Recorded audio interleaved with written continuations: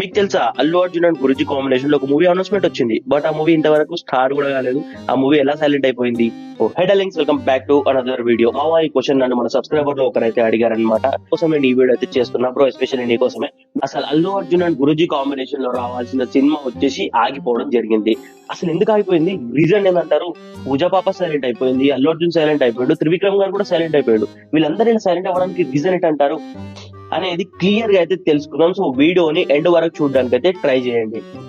మన గురూజీ గారిది అండ్ అల్లు అర్జున్ అన్న మూవీ అప్డేట్ వచ్చేసి పుష్ప రిలీజ్ టైమ్ లో మనకైతే అప్డేట్ అయితే వచ్చిందనమాట. అంటే ఎప్పటికీ పుష్ప పార్ట్ 2 ఇంకా రిలీజ్ అవ్వాలి. అంతకు ముందే మనకి గురూజీ కాంబినేషన్ లో అల్లు అర్జున్ మూవీ ఉంటుందని అప్డేట్ అయితే వచ్చింది. ఫ్యాన్స్ అందరూ ఏం ఊహించుకోరు, అరే ఇంకొక బ్లాక్ బస్టర్ లోడ్ అయింది మోహన్ కి, పుష్ప హిట్ అయింది, దాని తర్వాత ఇది కూడా హిట్ అయిపోతుంది, ఇంకా గురూజీ గారు అంటే తెలిసిందే కదా, ఇంకొక అలా వైకుంఠపురంలో లాంటి సినిమా తీస్తారని చెప్పి అనుకున్నారు. అండ్ చాలా మటుకు ఏంటంటే రూమర్స్ ప్రకారం ఈ స్టోరీ కూడా, అంటే ఏదైతే మన గురూజీ గారిది అండ్ అల్లు అర్జున్ కాంబినేషన్ వచ్చే సినిమా ఉందో ఆ స్టోరీ అలా వైకుంఠపురంలో పార్ట్ 2 స్టోరీ అని చెప్పి కూడా బయట రూమర్స్ అయితే ఉండే ఆ టైంలో. అండ్ ఇప్పుడు కూడా అదే అనుకుంటున్నారు. అండ్ ఈ సినిమాలో హీరోయిన్ గా పూజా హెగ్డే అని అనుకున్నారు. పూజా హెగ్డే కూడా ఫైనలైజ్ అయిపోయింది. అంటే గురూజీ మూవీ అంటే అక్కడ పూజా పాప ఉండాలి అని చెప్పేసి అప్పట్లో బాగా ట్రెండ్ చేశారులేండి ఈ విషయాన్ని. హీరోయిన్ గా పూజా హెగ్డే ని తీసుకొని, హీరోగా అల్లు అర్జున్ ని తీసుకొని, గురూజీ గారి మంచి స్టోరీని పెట్టుకొని మరి సినిమా ఎందుకు తీయలేదంటారు?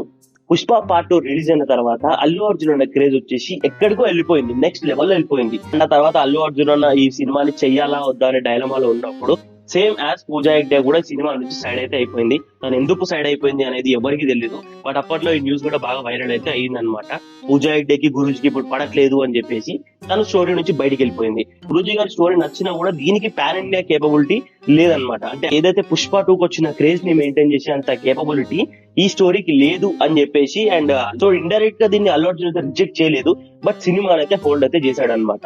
అంటే సినిమా వస్తుందా అంటే అసలు రాకపోవచ్చు, బట్ రిజెక్ట్ చేయలేదు, గుర్తుపెట్టుకుని రిజెక్ట్ చేయలేదు, హోల్డ్ చేశాడు.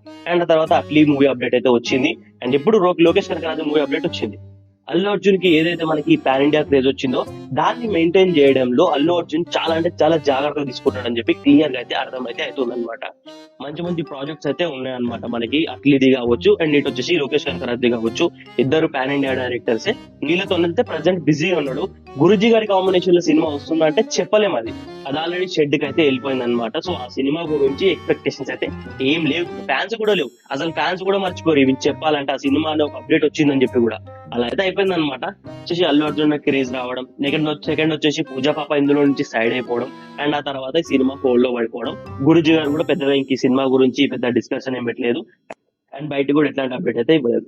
So that's all for video darlings. Video ఎట్లా అనిపించింది అనేది కింద కామెంట్ లో చెప్పండి. వీడియోని ఇంతవరకు చూస్తే హితంగా ఛానల్ ఇచ్చడం అయితే అస్సలు మర్చిపోవద్దు. కొత్త వాళ్ళు ఛానల్ సబ్స్క్రైబ్ చేసుకోండి.